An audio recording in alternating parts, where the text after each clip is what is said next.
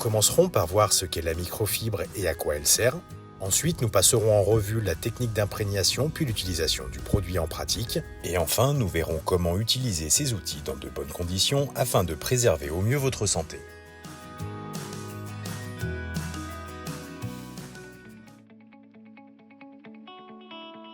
La microfibre est une fibre d'un diamètre 10 à 20 fois plus petit qu'un cheveu. On commence à parler de microfibre quand 10 km de fibre pèse moins d'un gramme. Il s'agit du décitex.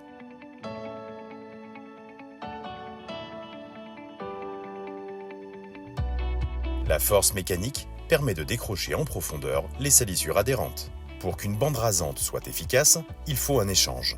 L'eau stockée dans le réseau capillaire est libérée sur le sol, tandis que les salissures adhérentes et non adhérentes, décrochées lors de l'action mécanique, sont stockées dans le même réseau capillaire.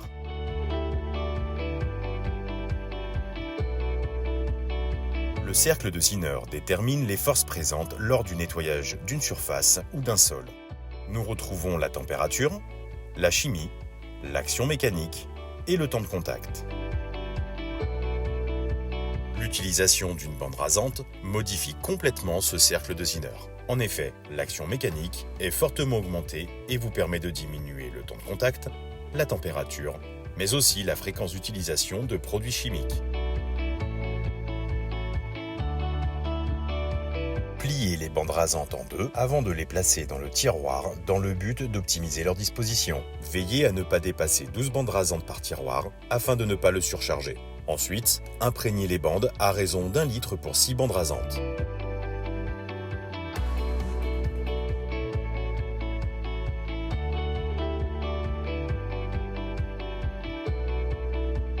Si vous avez ce type de chariot, procédez de la même manière en vous assurant de ne pas dépasser la quantité de 12 bandes rasantes par seau, ainsi qu'une imprégnation d'1 litre pour 6 bandes.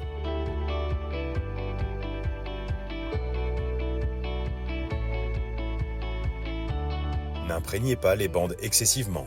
Lors du nettoyage, la bande occasionnerait un effet d'aquaplaning qui annulerait l'action mécanique et il en résulterait alors un mauvais lavage de sol.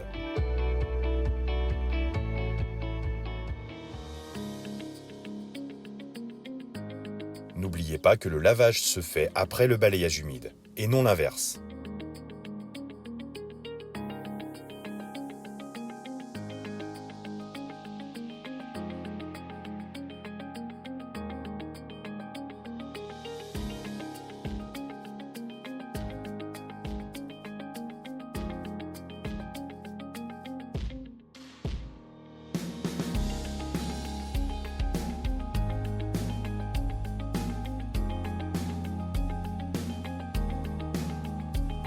Créer une réserve de liquide au sol permet d'augmenter la surface nettoyée.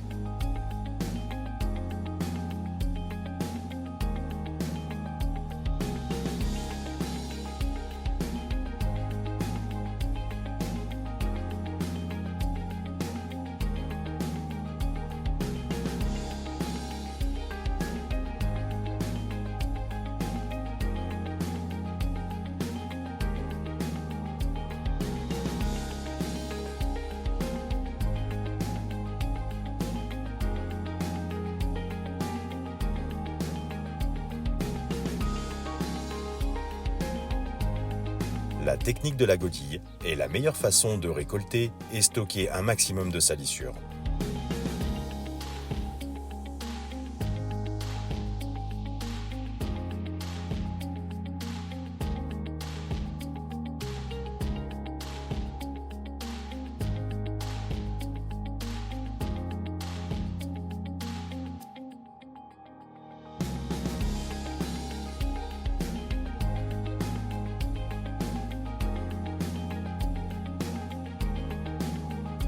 Veillez à ne pas disposer plus de 24 bandes rasantes usagées par sac.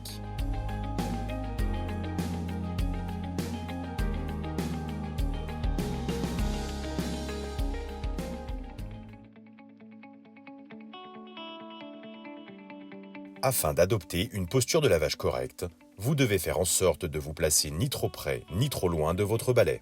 De plus, lors du nettoyage, évitez toute posture inadéquate afin de préserver votre dos. Ce dernier ne doit jamais fournir d'efforts ou bien subir de torsions lors du balayage.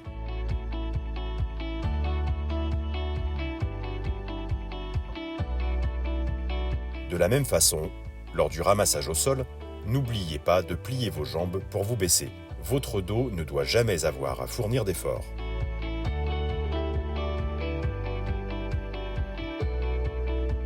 En cas de tâche tenace au sol, utilisez votre pied pour accompagner le balai lors du frottement.